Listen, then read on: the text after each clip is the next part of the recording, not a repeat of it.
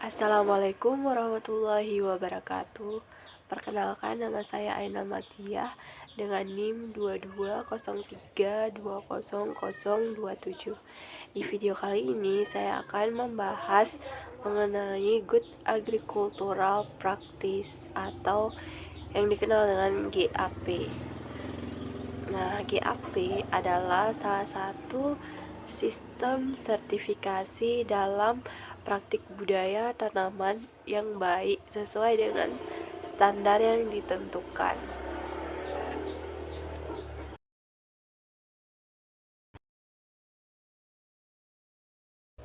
Munculnya era perdagangan bebas menuntut siapapun untuk meningkatkan kualitas, karena pada era ini tidak lagi tergantung pada hambatan tarif, melainkan terhadap quality barrier. Hanya produk berkualitas saja yang sudah disepakati bersama, baik dari mutu dan keamanan produk yang dapat keluar masuk dari dan ke suatu negara. Untuk mewujudkan hal tersebut, maka produsen harus menaati peraturan yang berlaku dalam menghasilkan produknya sesuai dengan standar yang telah ditentukan. Seperti halnya dalam budidaya tanaman, baik pangan, hortikultura, maupun perkebunan. Apabila ingin produk hasil pertaniannya diterima pada perdagangan bebas, maka seorang produsen harus menaati salah satu sistem sertifikasi yang disebut sebagai Good Agricultural Practice atau disingkat GAP. Apa itu GAP? Berdasarkan informasi dari Pusat Sosial Ekonomi dan Kebijakan Pertanian, Kementerian Pertanian Republik Indonesia, diketahui bahwa GAP adalah sebuah teknis penerapan sistem sertifikasi proses produksi pertanian yang menggunakan teknologi maju, ramah lingkungan, dan berkelanjutan, sehingga produk panen aman untuk dikonsumsi. Kesejahteraan pekerja diperhatikan dan usaha tani memberikan keuntungan ekonomi bagi petani.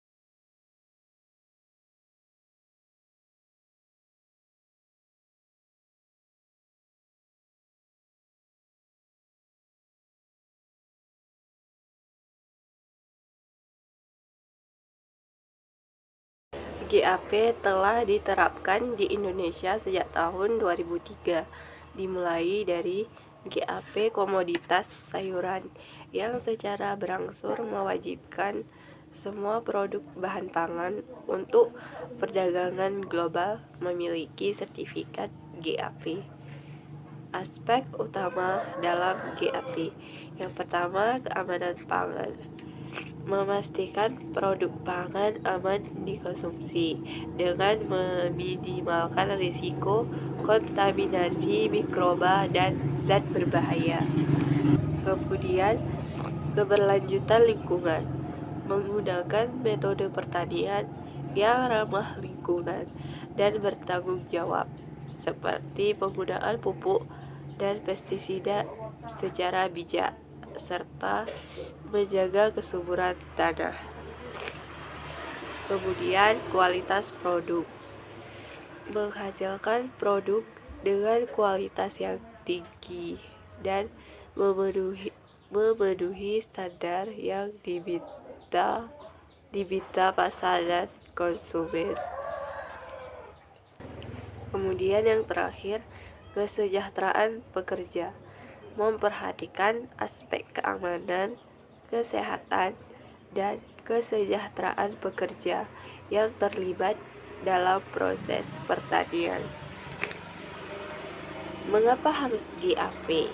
Nah, sesuai dengan cita-cita yang dihembuskan secara global bahwa setiap aktivitas produksi hendaknya memperhatikan unsur keseimbangan alam demi masa depan bumi dan manusia.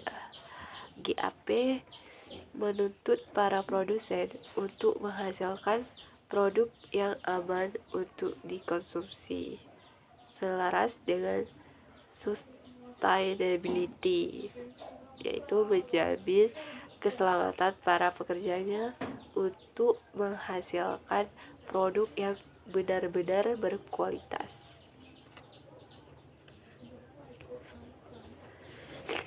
Dengan menerapkan GAP yang memiliki standar operasional prosedur atau SOP tertentu, diharapkan agar sistem budidaya yang dilakukan memberikan banyak manfaat baik terhadap produk yang dihasilkan pekerja dan mampu meminimalisir cemaran terhadap lingkungan sekitar. Apabila produk pertanian yang dihasilkan hendak bersaing di era perdagangan bebas, maka memiliki sertifikat GAP adalah sebuah kewajiban. Selanjutnya, prinsip-prinsip Good Agricultural Practice atau GAP. Yang pertama, pemilihan lokasi dan tata ruang atau site selection dan layout. Inti prinsip yaitu memilih lokasi usaha tadi dan merancang tata ruang lahan atau fasilitas agar meminimalkan risiko kontaminasi, memaksimalkan efisiensi, dan melindungi sumber daya alam. Kemudian,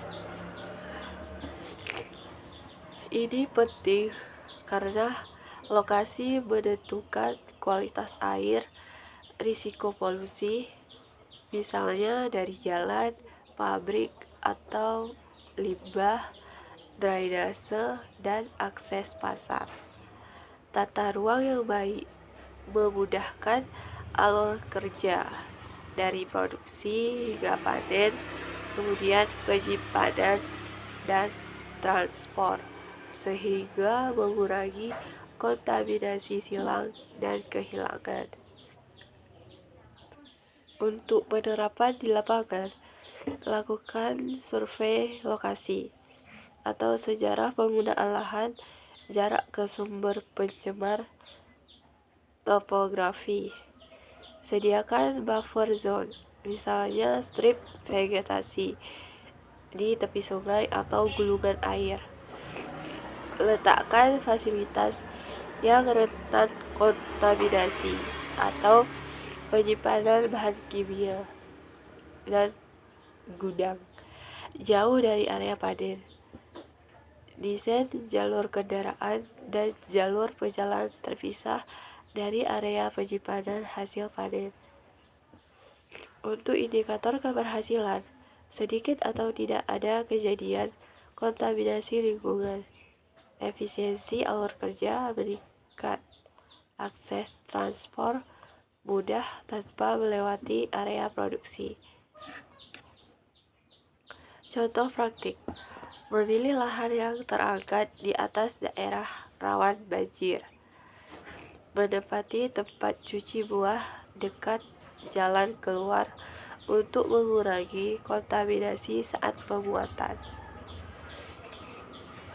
Untuk kesalahan umumnya yaitu menempati gudang pupuk di sisi aliran air, membangun akses jalan yang menyebabkan erosi. Prinsip yang kedua yaitu kesehatan tanah dan pengelolaan lahan atau soil health and land management. Inti prinsipnya menjaga dan meningkatkan kesuburan, struktur, dan kehidupan biologis tanah agar produktivitas jangka panjang terjaga. Dan mengapa penting? Yaitu tanah sehat menjaga penyimpanan air, ketersediaan nutrisi, dan daya dukung akar, dan menurunkan risiko penyakit tanaman. Memelihara tanah adalah investasi jangka panjang. Untuk penerapan di lapangan, yaitu lakukan analisis tanah berkala atau pH, NPK, organik. Tetap terapkan rotasi tanaman penutup tanah, dan mulsa untuk melindungi struktur tanah. Kemudian gunakan kompos dan bahan organik untuk memperbaiki kandungan tanah. Hindari pengolahan tanah berlebihan yang merusak struktur dan mikroorganisme. Indikator keberhasilan yaitu kenaikan bahan organik atau persen dari tanah, perbaikan struktur seperti kurang gumpal atau keras, hasil pertanaman stabil atau menaik. Contoh praktik yaitu menanam legum sebagai penutup musim untuk menambah nitrogen biologis, pembuatan kompos dari residu panen. Kesalahan umumnya yaitu pemupukan berlebihan hanya untuk hasil jangka pendek tanpa memperbaiki struktur tanah. Kemudian penurunan kesuburan jangka panjang dan pencucian nutrien. Prinsip yang ketiga yaitu manajemen air atau water management. Inti prinsip yaitu menyediakan, menggunakan, dan melindungi sumber air secara efisien dan aman dari kontaminasi. Air yang tercemar dapat menjadi faktor patogen dan bahan kimia ke produk. Penggunaan air yang boros merusak sumber daya. Untuk penerapan di lapangan yaitu uji kualitas sumber air atau mikrobiologi bahan kimia secara periodik. Pilih teknik irigasi efisien seperti drip, sprinkler jika cocok. Kelola drainase dan limbah cair sehingga tidak meresap ke sumber air. Yang terakhir, buat buffer vegetatif di sepanjang badan air untuk menjaring limpasan. Untuk indikator keberhasilan, hasil uji air sesuai standar, penggunaan air per hektar menurun, tidak ada kejadian kontaminasi produk dari air. Contoh praktiknya yaitu menyimpan air hujan untuk irigasi, memisahkan titik cuci hasil panen dengan sumber air minum petugas. Kesalahan umumnya yaitu menggunakan air permukaan tercemar untuk mencuci hasil panen, tidak memeriksa kualitas air sumur secara berkala. Prinsip yang keempat yaitu pemilihan varietas dan praktik budidaya atau crop selection and agronomy. Inti prinsip yaitu memilih varietas dan teknik budidaya yang sesuai lingkungan lokal dan tujuan pasar untuk mengurangi risiko dan meningkatkan hasil.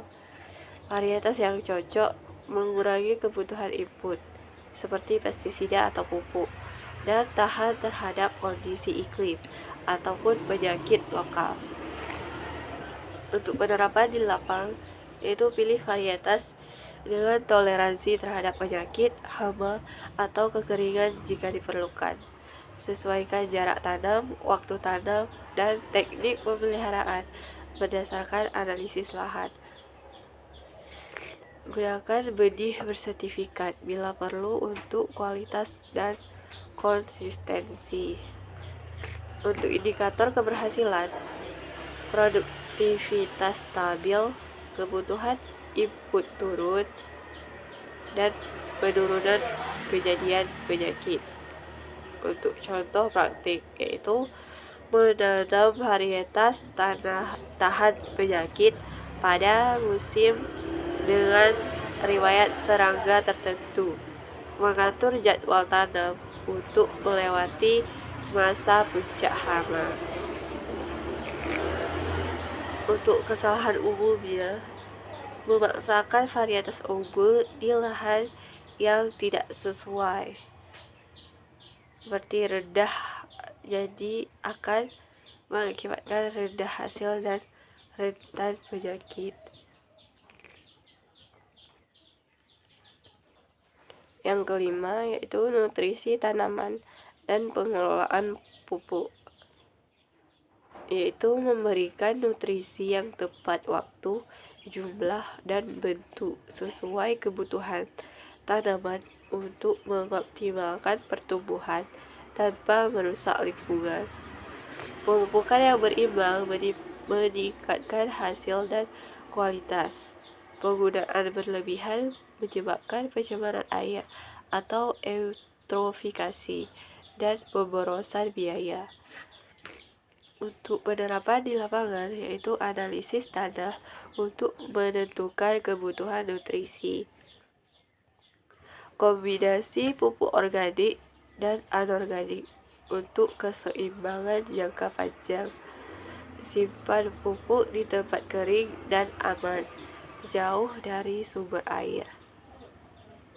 Untuk indikator keberhasilan, produktivitas sesuai target, penurunan residu nutrien pada air permukaan, serta efisiensi penggunaan pupuk meningkat. Contoh praktik, pemberian pupuk berbasis hasil analisis tanah, aplikasi pupuk yang dipisah menjadi beberapa dosis sesuai fase pertumbuhan. Untuk kesalahan umum, yaitu pemupukan tunggal dosis besar, membuang limbah pupuk ke aliran air. Prinsip yang keenam, pengendalian hama terpadu, yaitu mencegah dan mengendalikan hama atau penyakit dengan prioritas pada metode non-kimia. Menggunakan pestisida hanya sebagai opsi terakhir dan secara terkontrol. Ini penting untuk mengurangi resistensi hama, menurunkan residu kimia pada produk, menjaga musuh alami, dan keseimbangan ekosistem.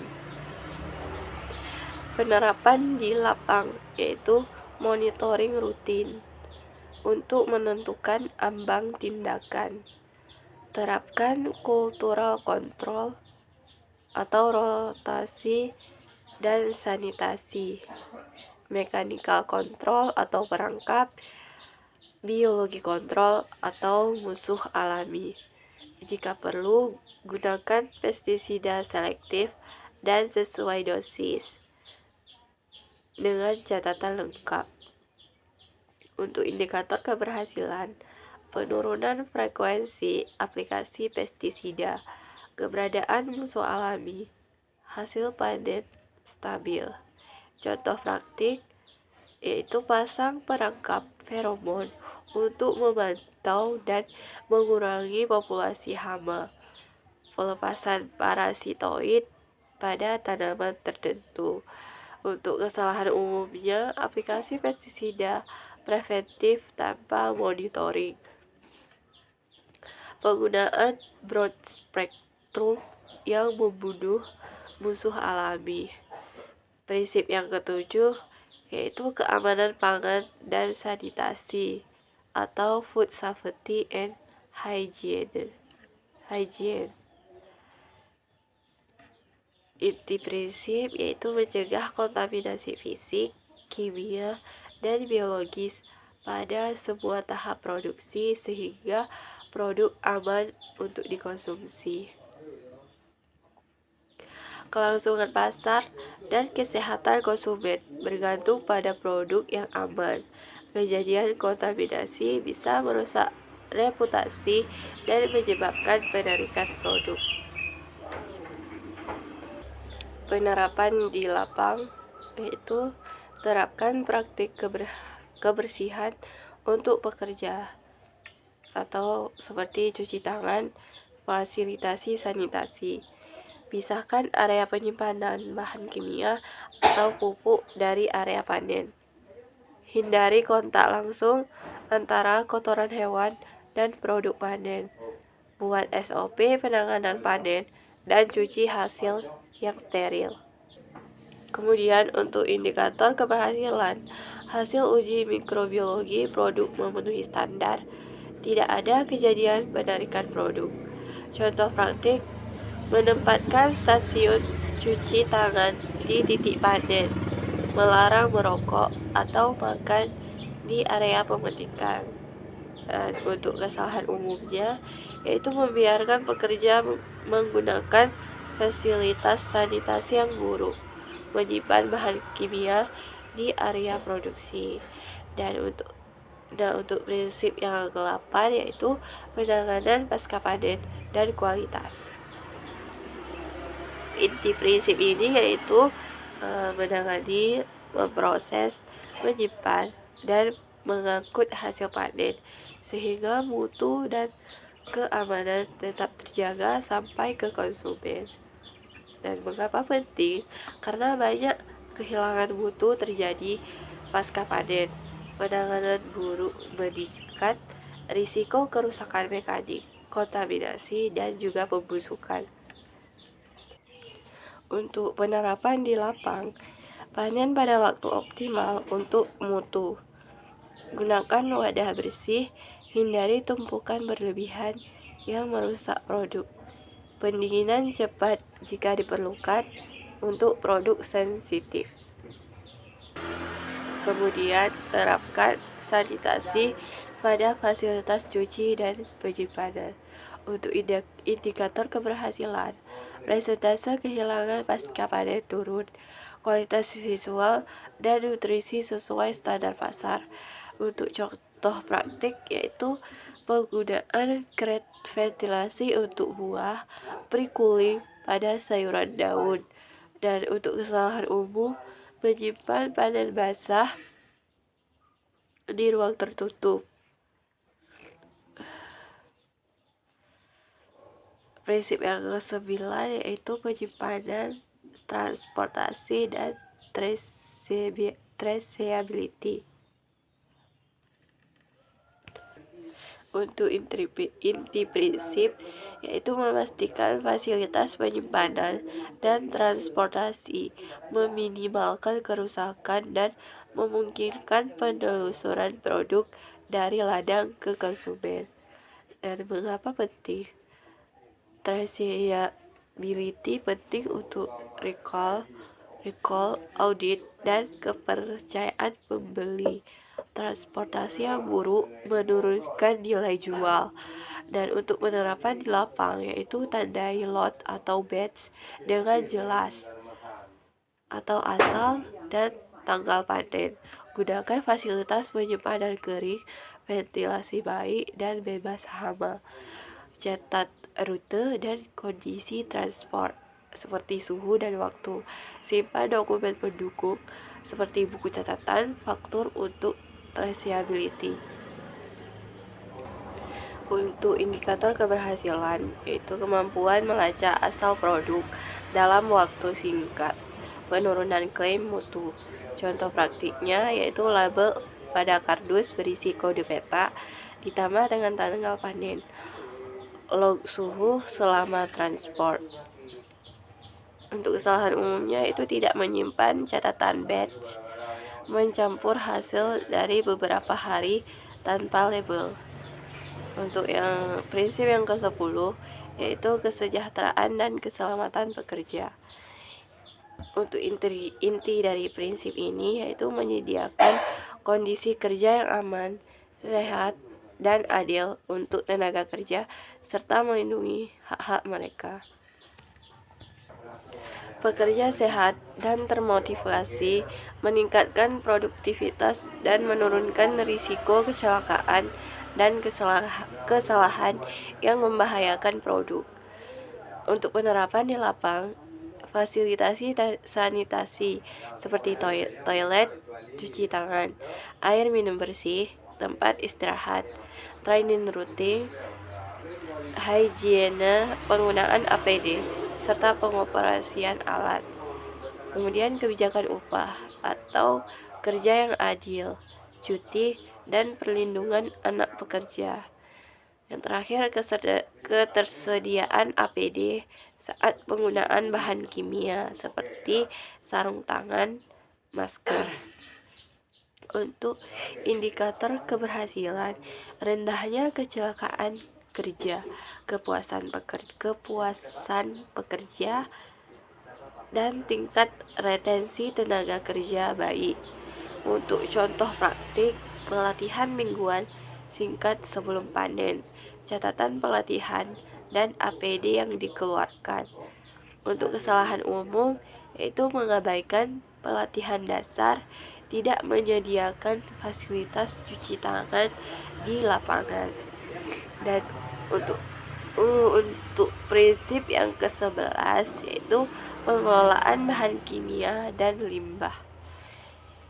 Inti dari prinsip ini yaitu menyimpan, menggunakan, dan membuang bahan kimia serta limbah secara aman untuk mencegah pencemaran lingkungan dan risiko bagi manusia.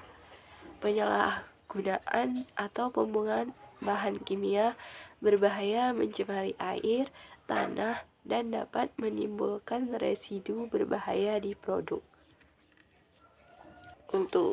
Untuk penerapan di lapang, yaitu simpan pestisida atau pupuk di gudang tertutup, berlabel, dan jauh dari makanan ataupun minuman.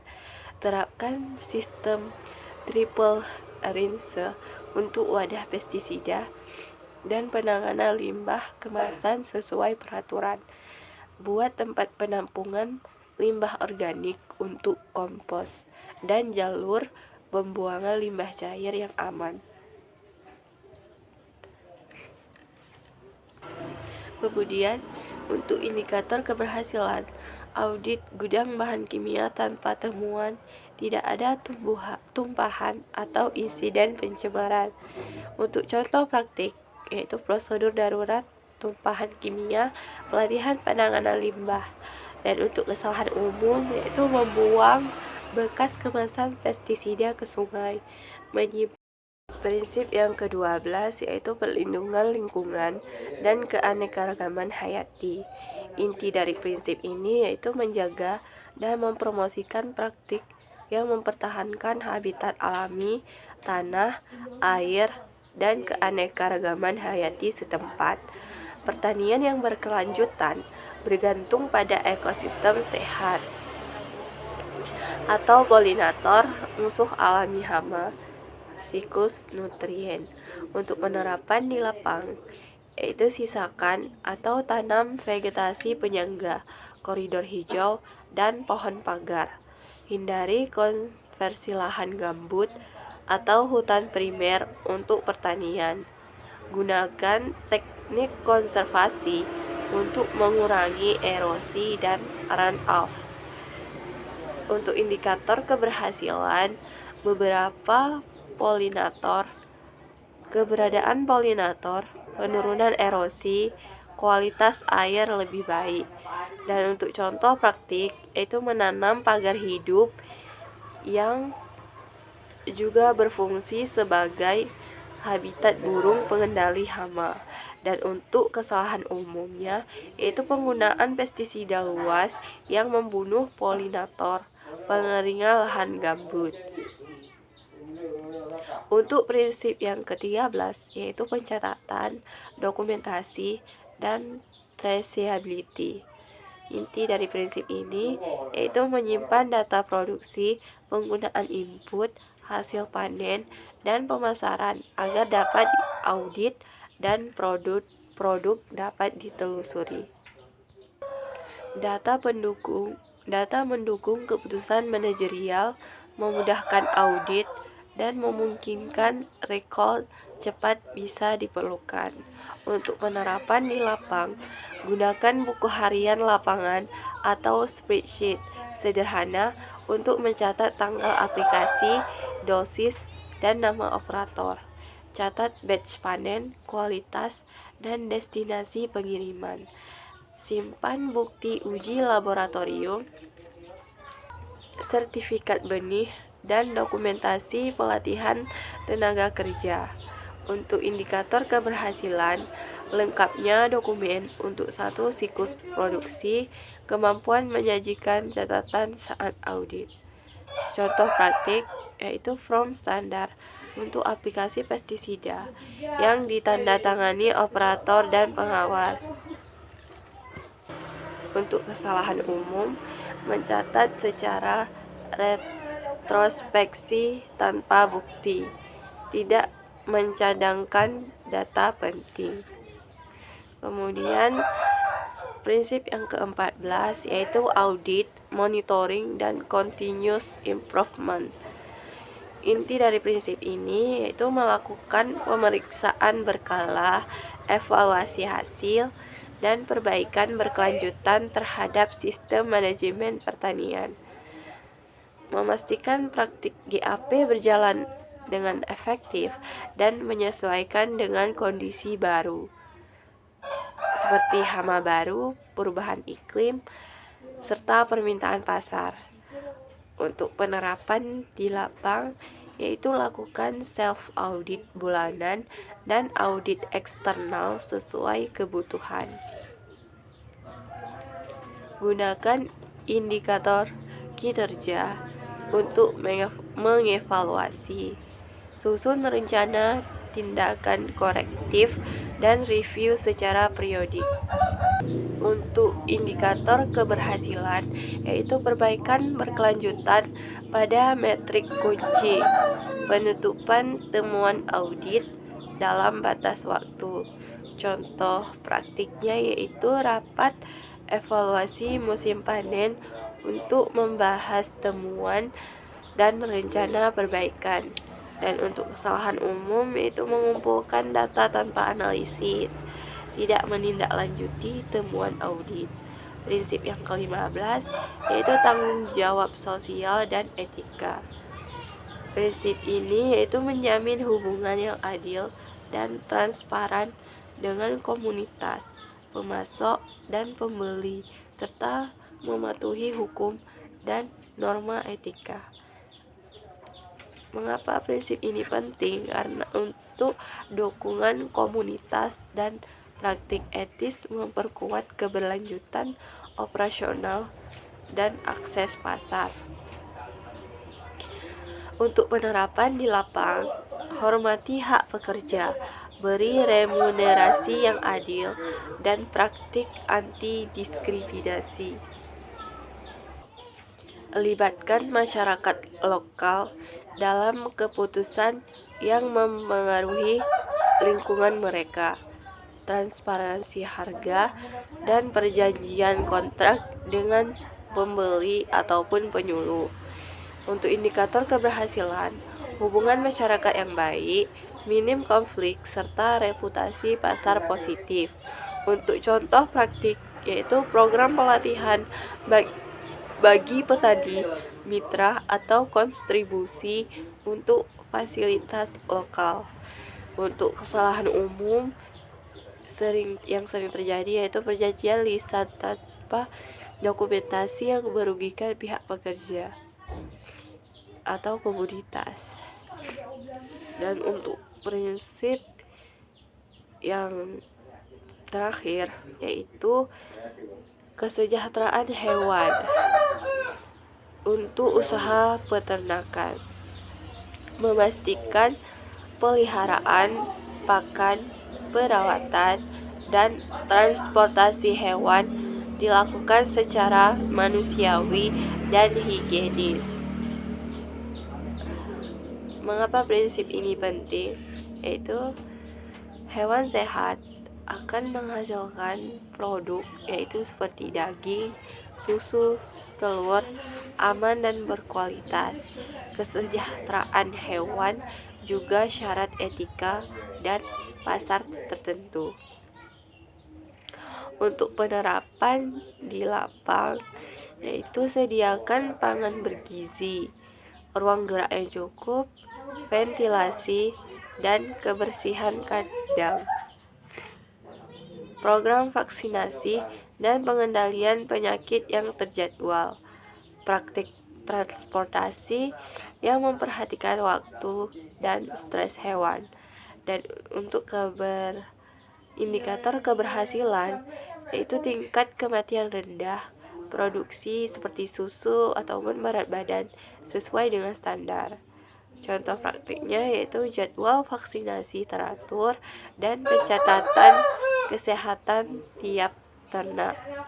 Untuk kesalahan umumnya yaitu pemeliharaan padat tanpa ventilasi, pengobatan tanpa catatan dan diagnosis. Nah, setiap prinsip GAP saling terkait. Kegagalan pada satu prinsip, misalnya sanitasi pekerja atau pengelolaan air, dapat merusak seluruh rantai mutu.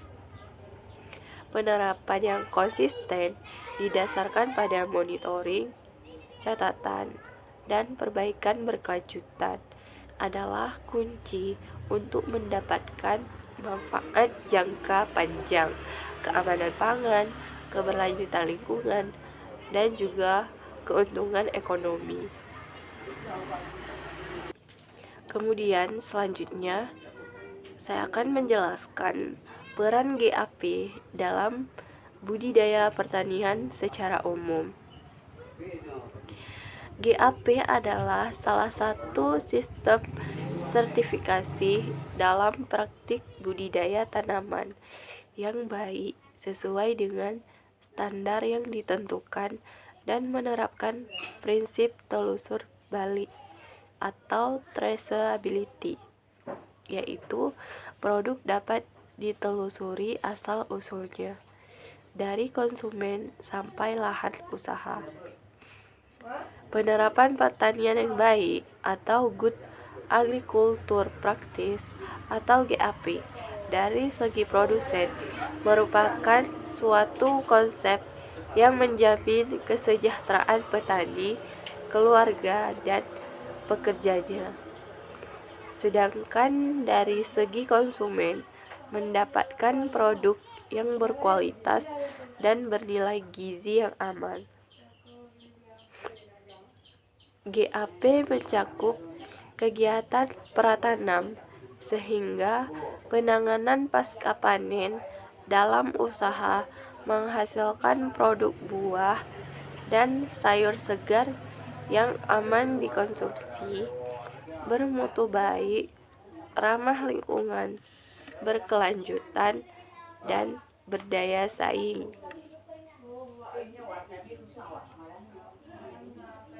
Terdapat 10 komponen GAP, yaitu yang pertama, sistem sertifikasi proses produksi atau jaminan mutu dapat dirunut asal-usul. Yang kedua, adopsi teknologi maju. Yang ketiga, budidaya ramah lingkungan. Yang keempat, produk aman konsumsi. Yang kelima, sistem produksi berkelanjutan. Yang keenam, keanekaragaman hayati terjaga. Yang ketujuh, kesejahteraan pekerja diperhatikan. Yang ke-8, usaha tani menguntungkan. Yang ke-9, jaminan mutu produk. Dan yang ke-10, usaha tani bermanfaat bagi masyarakat. Penerapan GAP pada usaha pertanian harus berlandaskan modal kebajikan, tanggung jawab, dan partisipasi aktif antara produsen, pedagang, konsumen dengan menerapkan konsep usaha tani yang berprinsip win-win solution. GAP pada tanaman pangan atau hortikultura ataupun perkebunan merupakan perangkat lunak sistem produksi pertanian modern. Persyaratan non-tarif barrier atau NTB pada pasar global. Persyaratan untuk ekspor atau impor produk pertanian. Jaminan secara legal, keamanan konsumsi, dan mutu pangan.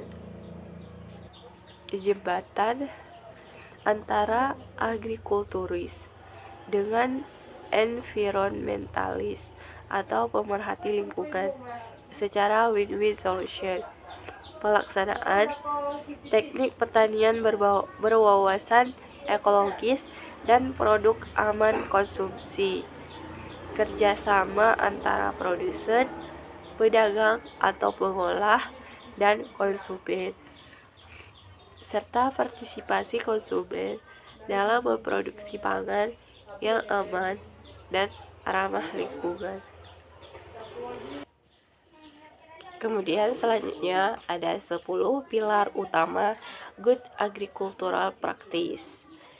Yang pertama, perencanaan dan pengelolaan tanah.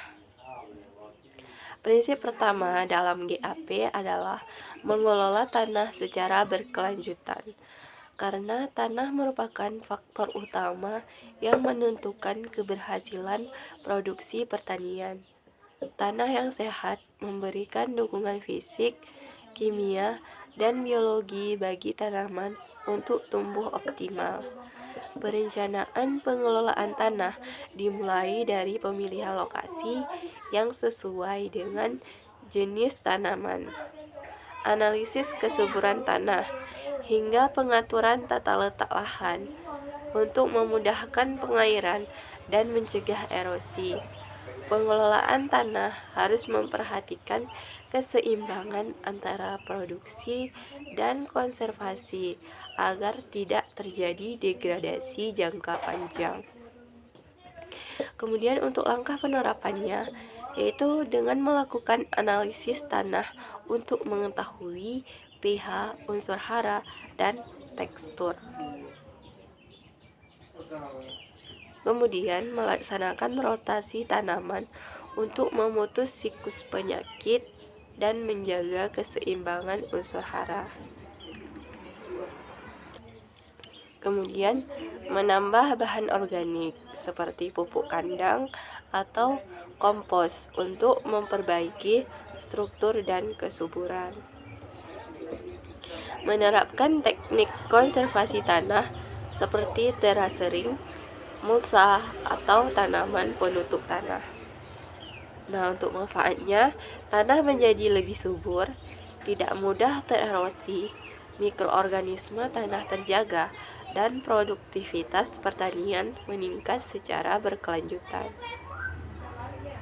Yang kedua, penggunaan benih dan bibit berkualitas.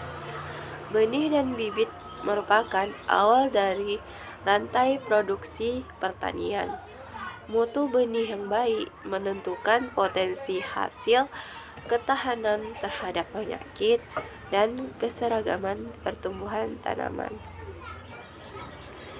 Benih berkualitas harus memiliki daya tumbuh tinggi, bebas dari penyakit, dan berasal dari sumber yang terjamin, atau benih bersertifikat. Penggunaan bibit asal-asalan sering menyebabkan hasil rendah dan rentan terhadap serangan hama serta penyakit.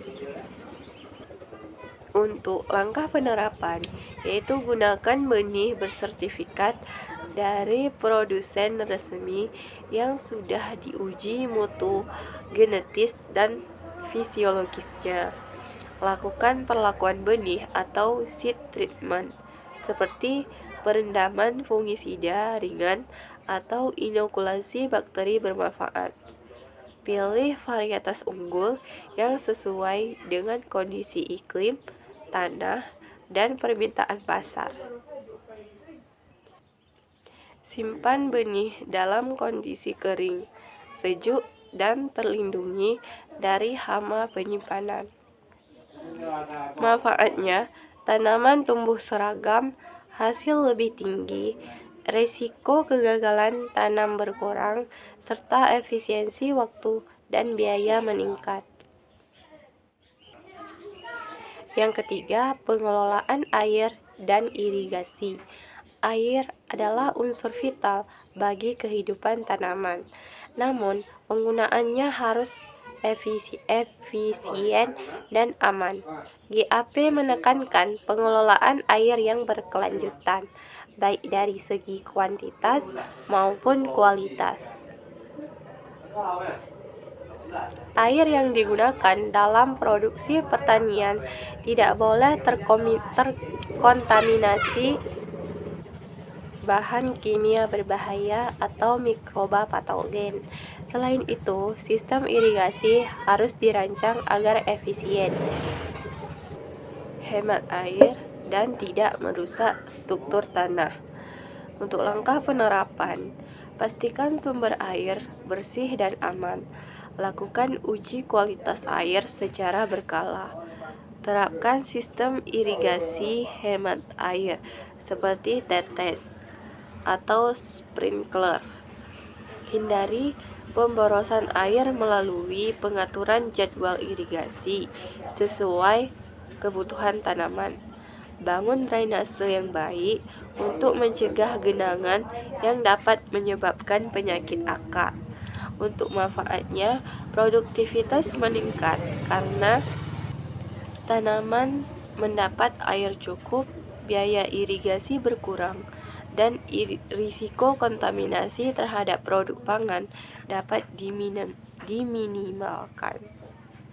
Yang keempat, penggunaan pupuk dan pestisida yang aman.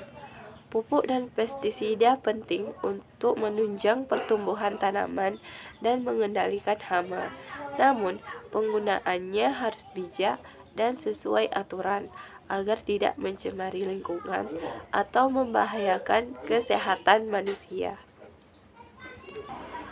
GAP mengatur penggunaan pupuk dan pestisida berdasarkan prinsip tepat dosis, tepat waktu, tepat cara, dan tepat sasaran.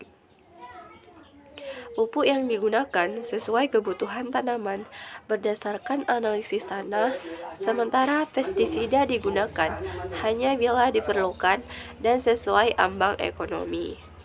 Untuk langkah penerapan, yaitu lakukan pemupukan berimbang, gabungkan pupuk organik dan anorganik, gunakan pestisida sesuai dosis anjuran, hindari pencampuran tanpa dasar ilmiah. Sediakan tempat penyimpanan bahan kimia khusus yang aman dan terkunci. Gunakan alat pelindung diri atau APD saat mengaplikasikan bahan kimia. Untuk manfaatnya, tanaman tumbuh optimal tanpa residu berbahaya, lingkungan tetap terjaga, dan keselamatan petani terlindungi. Yang kelima, pengelolaan hama dan penyakit atau Integrated Pest Management atau IPM. IPM adalah sistem pengendalian hama dan penyakit yang mengintegrasikan berbagai metode pengendalian biologis, mekanis, dan kimia secara seimbang dan ramah lingkungan. Pendekatan IPM bertujuan mengendalikan populasi hama di bawah ambang ekonomi tanpa merusak ekosistem. Penggunaan pestisida kimia menjadi pilihan terakhir jika cara lain tidak efektif. Untuk langkah penerapan, lakukan pemantauan rutin terhadap populasi hama dan penyakit di lahan. Terapkan pengendalian alami seperti musuh alami, perangkap, atau tanaman pengusir hama. Gunakan rotasi tanaman untuk memutus siklus hidup hama. Jika terpaksa menggunakan pestisida, lakukan sesuai ambang batas pengendalian dan ikuti prosedur keamanan. Manfaatnya yaitu menurunkan biaya produksi, menjaga keseimbangan ekonomi, mengurangi residu pestisida, dan mencegah resistensi hama. Yang keenam, pasca panen dan pengolahan produk. Setelah panen, hasil pertanian masih memerlukan penanganan hati-hati agar tidak rusak dan tetap layak konsumsi. Tahap pasca panen adalah faktor penting dalam menjaga mutu produk. Banyak kerugian hasil terjadi pada tahap pasca panen karena penanganan yang tidak higienis, penyimpanan buruk, atau transportasi yang tidak sesuai. GAP menekankan pentingnya higienitas dan efisiensi selama proses ini. Untuk langkah penerapan, yaitu gunakan alat panen dan wadah yang bersih dan kering. Lakukan sortasi dan grading untuk memisahkan produk berdasarkan ukuran dan kualitas. Kemudian, simpan hasil panen di ruang sejuk, kering, dan berventilasi baik. Jika dilakukan pengolahan, pastikan dilakukan secara higienis dengan fasilitas yang mematuhi standar pangan. Nah, manfaatnya kehilangan hasil berkurang, nilai jual meningkat, dan produk lebih tahan lama serta aman untuk dikonsumsi. Yang ketujuh, pengawasan kualitas dan keamanan pangan. Produk pertanian harus aman, sehat, dan bebas kontaminasi agar dapat diterima konsumen maupun pasar ekspor. GAP memastikan pengawasan mutu dilakukan sejak pratanam hingga produk sampai ke konsumen. Pengawasan kualitas mencakup pengecekan residu pestisida, cemaran logam berat, serta kontaminasi mikroba. Selain itu, penerapan sistem traceability atau pelacakan asal produk wajib dilakukan untuk menjamin transparansi dan kepercayaan pasar. Untuk langkah penerapan, lakukan uji laboratorium terhadap residu kimia dan mikroba pada produk. Tetapkan standar kebersihan dalam setiap tahap produksi. Pastikan pekerja menerapkan higien pribadi dan mengenakan pakaian bersih. Gunakan label dan catatan produksi untuk menelusuri asal produk bila terjadi masalah keamanan pangan. Dan untuk manfaatnya, yaitu produk memenuhi standar keamanan pangan nasional atau internasional, memperkuat reputasi produsen, dan meningkatkan daya saing di pasar. Yang kedelapan, pengelolaan limbah dan lingkungan. Pertanian berkelanjutan menuntut pengelolaan limbah dan sumber daya alam secara bijaksana agar tidak merusak lingkungan dan tetap mendukung produksi jangka panjang. Limbah pertanian, baik organik maupun anorganik, harus ditangani dengan cara yang aman dan ramah lingkungan. Langkah penerapannya yaitu olah limbah organik seperti jerami atau kotoran ternak menjadi kompos atau pupuk cair. Pisahkan limbah berbahaya seperti kemasan pestisida dan buang sesuai aturan. Hindari membuang limbah ke sungai atau sumber air. Tanam vegetasi di sekitar lahan untuk menjaga keseimbangan ekosistem. Untuk manfaat, yaitu lingkungan pertanian lebih bersih, kualitas air dan tanah tetap terjaga, serta limbah dapat dimanfaatkan menjadi sumber daya baru yang menguntungkan. Selanjutnya, yang ke-9, kesehatan dan keselamatan kerja atau K3. Pekerja pertanian adalah aset utama dalam kegiatan produksi, sehingga keselamatan, kesehatan, dan kesejahteraan mereka harus dijaga. GAP menuntut setiap pekerjaan di lapangan dilakukan dengan memperhatikan aspek keamanan. Pekerja harus dilatih mengenai cara penggunaan alat, bahan kimia, dan prosedur darurat agar terhindar dari kecelakaan kerja. Untuk langkah penerapan, sediakan alat pelindung diri atau APD seperti sarung tangan, masker, dan sepatu boots. Bangun fasilitas sanitasi seperti toilet, tempat cuci tangan, dan air minum bersih. Lakukan pelatihan K3 secara berkala kepada pekerja. Siapkan kontak P3K dan prosedur evakuasi darurat. Untuk manfaatnya, kecelakaan kerja dapat diminimalkan, pekerja lebih sehat dan produktif, serta lingkungan kerja menjadi lebih aman dan nyaman. Yang terakhir, dokumentasi dan pelaporan. Dokumentasi merupakan tulang punggung penerapan GAP, karena setiap kegiatan harus dapat ditelusuri dan diaudit untuk menjamin keaslian serta keamanan produk. Semua kegiatan, mulai dari pengolahan tanah, pemupukan, aplikasi pestisida, panen, hingga distribusi, wajib dicatat secara rinci. Data ini digunakan untuk evaluasi, audit sertifikasi GAP, dan pelacakan jika terjadi masalah. Untuk langkah penerapan, yaitu buat buku catatan harian pertanian untuk mencatat semua aktivitas di lapangan.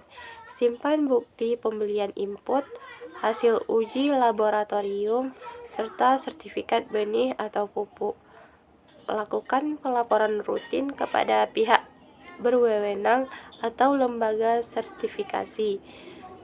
Terapkan sistem traceability yang mampu menelusuri produk dari lahan hingga ke konsumen. Untuk manfaatnya, transparansi meningkat, audit lebih mudah dilakukan, dan kepercayaan pembeli terhadap produk pertanian semakin tinggi. 10 pilar utama GAP bukan hanya kumpulan aturan, tetapi merupakan sistem terpadu untuk menghasilkan produk pertanian yang aman, bermutu tinggi, ramah lingkungan, dan berkelanjutan. Dengan menerapkan seluruh pilar ini secara konsisten, petani tidak hanya menjaga keberhasilan usaha tani, tetapi juga melindungi lingkungan, pekerja, serta kepercayaan konsumen. Kemudian selanjutnya, sertifikasi Good Agricultural Practice atau GAP, di mana mendapatkan sertifikasi Good Agricultural Practice di Indonesia. Untuk mendapatkan sertifikasi GAP di Indonesia, kita dapat menghubungi langsung lembaga sertifikasi yang terakreditasi. Lembaga-lembaga ini memiliki kewenangan untuk melakukan penilaian dan mengeluarkan sertifikat GAP. Beberapa lembaga sertifikasi yang diakui di Indonesia antara lain adalah Lembaga Sertifikasi Mutu atau LSM yang terakreditasi oleh Komite Akreditasi Nasional atau KAN. LSM ini biasanya menawarkan berbagai jenis sertifikasi, termasuk GAP. Kemudian, Dinas Pertanian Kabupaten atau Kota.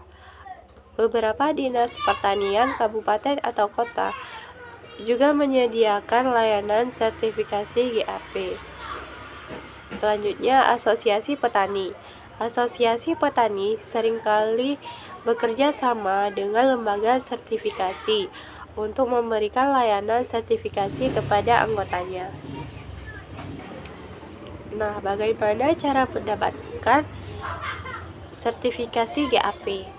Proses mendapatkan sertifikasi GAP umumnya melibatkan beberapa tahapan.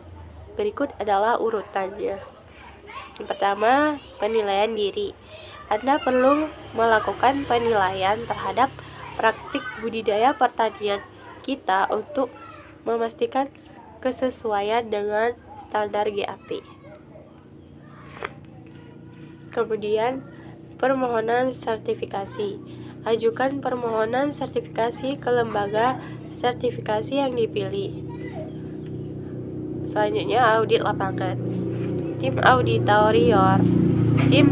auditor dari lembaga sertifikasi akan melakukan pemeriksaan langsung ke lokasi pertanian kita untuk memverifikasi kesesuaian dengan standar GAP.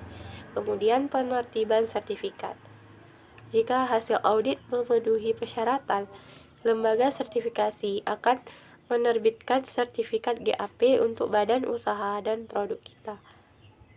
Selanjutnya, manfaat penerapan GAP bagi pelaku bisnis dan UMKM. Secara sederhana, penerapan GAP dapat meningkatkan produktivitas, kesejahteraan, dan pendapatan petani di Indonesia. Bagi bisnis kecil dan menengah yang ingin menjajal pasar ekspor, sertifikat GAP juga penting sebagai jaminan keamanan dan kesehatan produk kita. Mengantongi sertifikasi ini bisa membuat konsumen dan importir di negara lain lebih percaya terhadap kualitas produk sahabat wirausaha. Penerapan GAP juga berguna untuk memulihkan keadaan lahan pertanian dan perkebunan yang semakin rusak akibat penggunaan input kimia dan praktik penebangan yang tidak bertanggung jawab. Meski begitu, fakta di lapangan menunjukkan bahwa penerapan GAP di Indonesia belum maksimal lantaran praktiknya membutuhkan biaya mahal dan prosedur yang rumit, sementara keadaan sosial ekonomi petani masih rendah. Tentu saja, pihak pemerintah diharapkan lebih aktif membantu para petani dalam penerapan GAP. Pasalnya, permintaan akan produk agrikultur diprediksi akan terus meningkat dari tahun ke tahun dan GAP kerap disebut sebagai cara terbaik untuk meningkatkan produktivitas petani kecil.